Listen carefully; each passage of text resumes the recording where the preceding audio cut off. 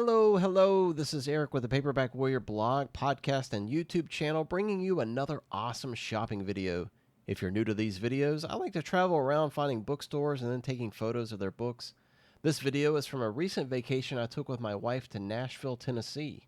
While we were there, I took a few moments to hit at some stores and to see what Music City's book selection was all about. So we first traveled to southwest Nashville to tour an early 1800s mansion called Belmead.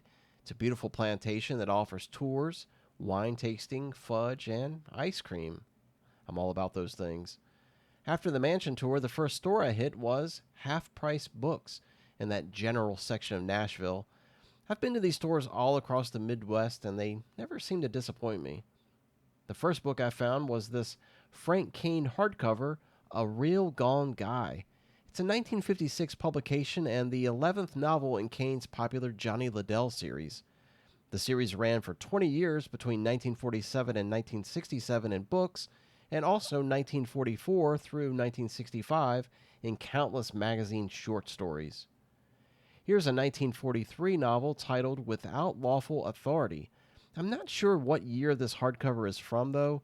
Manning Coles was actually two British writers, Adelaide Frances Oak Manning and Cyril Henry Coles. This novel is the fourth in a spy series starring Tommy Hamilton, a British agent working for MI5 and MI6. The novels ran from 1940 through 1960. This is a 1979 paperback edition of the 1959 post-apocalyptic novel titled Alas, Babylon. It was authored by Pat Frank, and the artwork on this Bantam paperback is by Robert Hunt. I just did a whole feature on Pat Frank, who was really Harry Hart Frank Jr., on last week's podcast episode. Be sure to check that out. I talk about both the book and the author on that episode. Here's three books in the Horatio Hornblower series. This was a nautical series published between 1937 and 1962 and authored by Cecil Smith using the pseudonym of C.S. Forrester. You can see the book covers there showing off these British Pan Edition paperbacks. I also see the spine in the middle of a Bantam U.S. printing as well. This was a huge British franchise that spilled into films, television, and even radio. Here's Alan Dean Foster's 1974 book Ice Rigger, the first in a trilogy of books he wrote as part of his Hugh Manx Commonwealth fictional universe. I Was Cicero. This was originally published in 1962. This is the Dell paperback version from '64. I've never read this, but it's supposed to be a fascinating expose. Elvisa Bazina was a German spy that photographed a number of highly classified British documents during World War II and fed them to the Nazis. He even photographed the Operation Overlord documents, and a film was released in 1952 titled Five Fingers, based on his spying and the 1950 book Operation Cicero. Here's three Desmond Bagley paperbacks. You see Running Blind, Snow Tiger, High Citadel, all three on the British paperback publisher Fontana, which was an imprint of William Collins. I'm not sure who the cover artist was on these, but these Fontana editions are far better than the later Fontana paperback editions that featured these silly photographic covers. Man, these are awful. Here's the Bantam 1969 paperback Colonel's Son, the first Bond novel to appear after Ian Fleming. Cover art by James Bama. We were just talking about poor covers on Desmond Bagley books. Look at this hardcover edition of Colonel's Son. This is one of the absolute worst covers ever. It's like James Bond caught up in a Pink Floyd concert. I much prefer Bama's cover. They had these three Alistair MacLean books. I haven't read these. I'll say that the middle one there, The Golden Rendezvous, and I see that book a lot, but not with that particular cover. That's pretty neat. Steve Holland. And you see the hardcover MacLean book they had there as well, Partisans. And they had Irving Greenfield's 1974 science fiction paperback, The Stars Will Judge. This is on Dell. I've been meaning to do a feature on Greenfield. I even started writing one a few months back, and I just need to get back to it. Spectre Spread is sitting here. This is a 1967 Lancer edition of the 1948 Western by Tom West. The synopsis is about a supposedly haunted Arizona ranch, and there's Apaches, and there's hidden gold, and of course lots of gunfire. Here's a book that I've heard about for decades, but I've never actually seen a physical copy of this. This is a Chuck Norris martial arts instructional book that he released back in 1973. Now, this was before he really made it in the big time in Hollywood. The price of $70 is actually a steal, believe it or not. That's getting it cheaply. The book goes for a few $100s online. Heck, you can see here Amazon's got one listed for $2,500, but they're nuts. But again, I've never seen one in the wild or anything, so I was shocked to find it tucked away in this Nashville bookstore.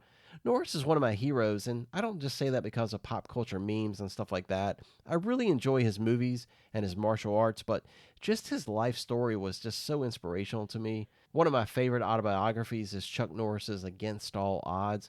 I've listened to this on audio several times, and man, it's just fascinating. I definitely recommend this book. Hamlin Story Library's Thrilling Detective and Mystery Stories. This is a British hardcover that would have been circulated in English libraries for kids. I meant to take a photo of the contents and just forgot. I had recently posted on social media these Hamlin children's books. This one, The Hamlin Book of Horror by Bram Stoker's great nephew, Daniel Farson. The artwork is by Oliver Frey. And this one as well, Ghost and Fact and Fiction. Both of these were popular in London's library system and published in the late 1970s. Don't they look cool? Here's the store's massive Deathlands section. Pretty good amount here. I'd love to do a feature on Deathlands, but I've only read the first 9 or 10 books. I mean, I've got a pretty good understanding of the series and how it works, but I'm not sure if I really have any value to add by just reading the first 9 or 10 books. But let me know in the comments if you want a feature on Deathlands based on just what I know of the series and its first 10 books. Here's a few Mac Bolan paperbacks. And this is the 1984 paperback of The Star-Crossed, a novel originally published in 1975 by Ben Bova. Apparently, Bova, he wrote this book based on his experiences with the failed television series The Star-Lost just 2 years earlier. Here's the 4th book in Bill Baldwin's Helmsman Sci-Fi series. This is The Mercenaries from 1991. The series ran 8 total installments between 1985 and 2011. This is a 1994 paperback titled The Merlin Effect by T.A. Barron. I believe this is the 3rd book in a trilogy titled The Adventures of Kate. This might also tie into the long-running Lost Years of Merlin series by the author as well. I'm not too sure. This is a series I've always been curious about. This is the Area 51 series by former Army Green Beret Robert Mayer, writing as Robert Daugherty. There were 13 books total in this series. It ran from 97 through 2020. The premise is that an alien mothership and 9 UFOs are being stored in this top-secret military base in Nevada, proving that some sort of alien invasion is happening or has happened. It seems like a cross of like Clive Cussler, Tom Clancy, and the X-Files. If anyone's read them, let me know how they are if you don't mind. You can post that in the comments as well. And here's 3 The Phantom books. $10 each is about par for the course, I think.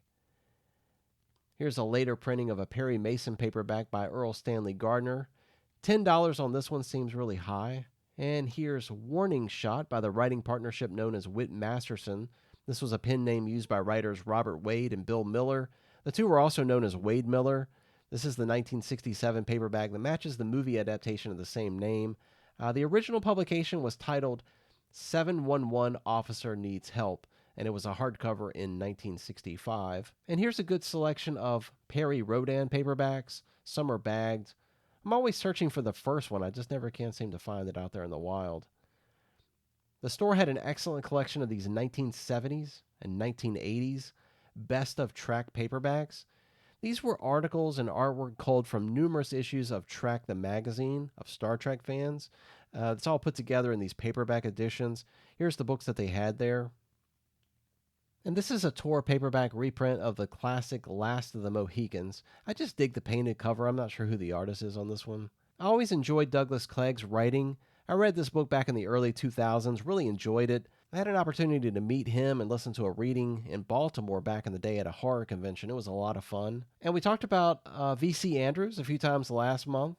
And here's a few of her hardcovers that they had there. Of course, they had a large selection of comics, trade paperback collections, graphic novels. And then they had a few expensive older comics sitting in a display case. And that's it. I left half-price books. I didn't buy anything. But I did want to try Hattie B's hot chicken. And man, it was really hot chicken. Not great, but it was hot. The next stop was Landmark Booksellers, which promised a book lover's paradise. You had to pay $14 to park in this part of town, and that really sucked, but if you bought a book, the store would give you back $5 of your money. The store was really small and catered to more of the college student crowd. It's ran by a couple named Joe and Carol Tomlin. Nearby is Belmont College, so you got lots of philosophy, history, current affairs type of stuff. Not much in the way of paperback warrior stuff, but that's okay. I did find this David Goodis book on the shelf. It was $25, beautiful cover.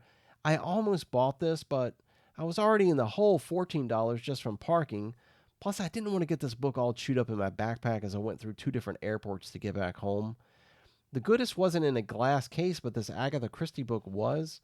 Great cover on this one, too. It's a little bit blurry just from being in the glass. This is the only other book I found in the entire store worth taking a photo of. This is The Case of the Sunbather's Diary, which is a Perry Mason installment by, again, Earl Stanley Gardner.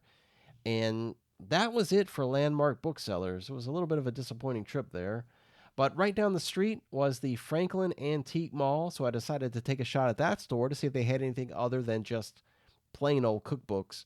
And this turned out to be a pretty cool place with 2 booths near the back of the building housing books.